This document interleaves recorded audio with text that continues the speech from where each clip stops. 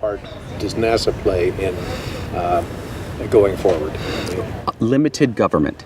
We see it as a partnership between what the government should be doing and what the commercial sector should be doing.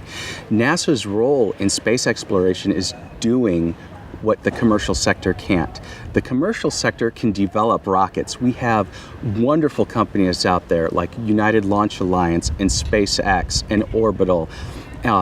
They have the technology to build rockets. Those are people who grew up in NASA and now working outside. They have the ability to build a heavy lift rocket if we so decide to do that. I am not convinced we need a heavy lift rocket. So their role there is getting us from off the ground up to 100 miles. From there, beyond low Earth orbit is where we feel NASA needs to be focused on. We feel that they need to be doing the science that the commercial sector can't do.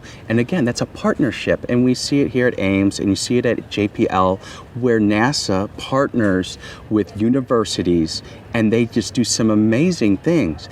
NASA needs to do that. But saying that, we need to be fiscally responsible. And it's unfortunate that we have things like the Space Launch System and particularly James Webb Space Telescope. A lot of people don't like that, but the Tea Party in space, we do not support that, and we actually support the cancellation of it. It is now 14 years behind schedule, and it is now roughly $5 to $7 billion over budget. And the problem with that is that we keep on throwing good money after bad. And we can't do that. It is absolutely destroying the astrophysics budget inside of SMD. So we want to get rid of those programs that aren't working, that are just, frankly, giant albatrosses. And we want to start doing things. And it's that partnership. When we look at NASA, it's always going to be through those three core values, but fiscal responsibility particularly. If you look at SMD, it's unfortunate that we've only had one mission that's actually come in on time and on budget in the last, 12 years, I believe. So, for those of our viewers who don't know, SMD stands for Science Mission Directorate. So those are the people who are doing our Mars rovers. Those are the people who are sending our probes to Pluto and everything like that. So our science, and that's important. The United States of America, bar none, has the best solar system exploration program out there. There's nobody who can even come close to us. Saying that, it's shameful that Mars Science Laboratory missed its initial launch date. That was the first time we missed that window since 1996, I believe. So we have to sit there and we have to say, what are we doing right? What are we doing wrong? What do we need to fix? And the Tea Party in Space is looking at that, working privately with people inside NASA, as well as, working with our congressional staffs to really put something together that the American people can really be proud of. And, NASA is as American as a mom and apple pie. So everybody takes pride in it. We just have to make sure that we're doing it within those three core values. What is the Tea Party in Space's position on in the environmental satellites? Everybody says that because global warming is a very contentious issue. I don't let my personal beliefs get involved in that. We are very happy that OCO2 is going to be flying, and I believe it's going to be on a Delta II. Good. Glory needs to be examined.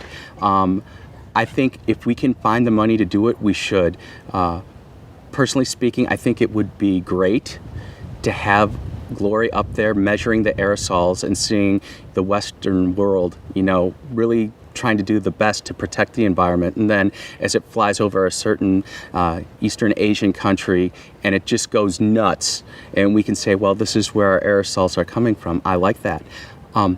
With science, I think it's very important that while the IP or the investigator retains that data should be released to the public and not in selected sections. So that way the public at large can look at that data and make a decision whether or not it's happening. I really don't want to see another email scandal, a global warming scandal.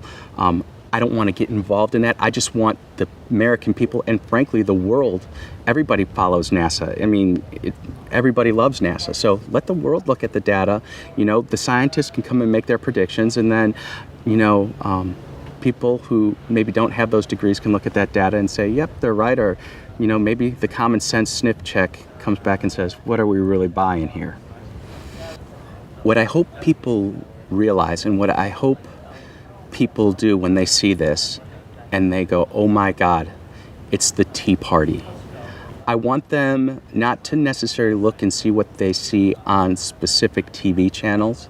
I would like them to go to the website, teapartyinspace.com, and read the platform and just ask yourselves as you go through that, does that make sense?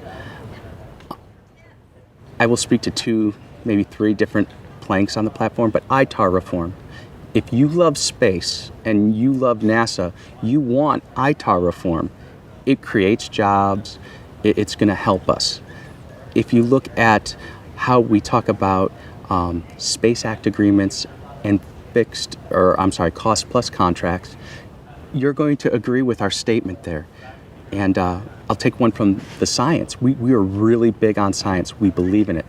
We can't go be in the outer Earth's atmosphere, outer solar system without plutonium. We call for restarting plutonium production. These are things that Democrats and Republicans, liberals, conservatives, we can all agree on. And I want to honestly bring both the left and the right together on this issue of space, so that way we can really start getting stuff done. Thank you. Thank you very much for having me. I appreciate it. Certainly.